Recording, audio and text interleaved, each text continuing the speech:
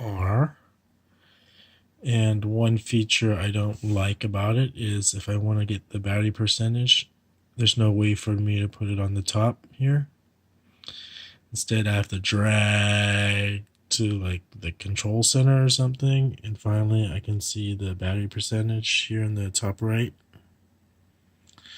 I don't know why they removed this feature on newer iPhones, because look at this 5-6-year-old iPhone.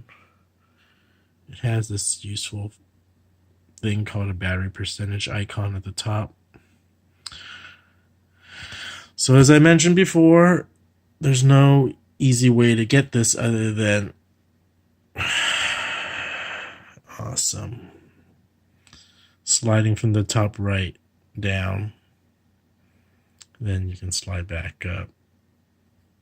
I know it's someone from Apple will probably say it's really easy to do. That's the reason why it doesn't matter. But look at this old phone. It has battery percentage. Look at this phone. It doesn't. Even my Android phone has battery percentage. So I'm just saying.